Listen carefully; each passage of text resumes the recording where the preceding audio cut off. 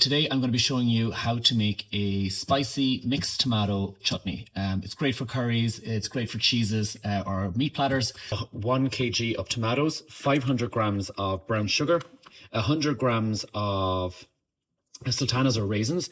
I'm going to use one red onion, a lemon or lime, some cumin, some cardamom pods, use about 3 to 4, just a little bit of paprika, 5 or 4 chillies, and I'm also using 2 cloves of garlic. So these are you can just use to your own taste. You start then by chopping up your onion, your peppers, your chillies, and your garlic, and then we'll go from there. I forgot to mention, you also need 100 milliliters of white wine vinegar. You can use apple cider vinegar either. All of my peppers, my onions, the garlic and the chilies chopped. And as I said, it's totally up to your personal taste. If you would prefer it less garlicky, more oniony, or less chilies, you can add more or less. But so just pop them in here. I'm going to pop in a little bit of olive oil, get them all to start sauteing down. And once that's done, then I'm going to chop my tomatoes and add them into it as well. Got it sauteing away there. I'm just going to show you cardamom pods. They're whole. You're going to use 3 to 4 of them. Again, if you don't particularly like that flavour, don't add them. But I'm going to add in some cumin and some ground paprika just to make it that little bit spicy. Then also the lemon will add that little bit of kick to it, but then the sugar will give it that little bit of sweetness. So this is sauteed down enough, and I'm now going to add in the tomatoes. So I cut them into little triangles. You don't need to take the skins off, that all starts to add part of the texture.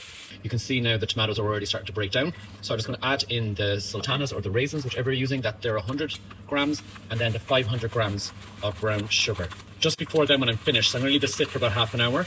Then I will add in the lemon or the lime juice, whichever you're using.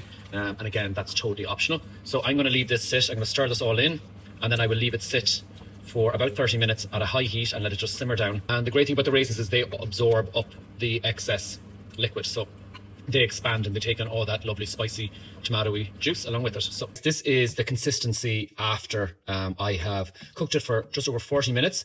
I actually ended up adding another 100 grams of sultanas or raisins, simply because the tomatoes were quite watery, so there was a lot of water content.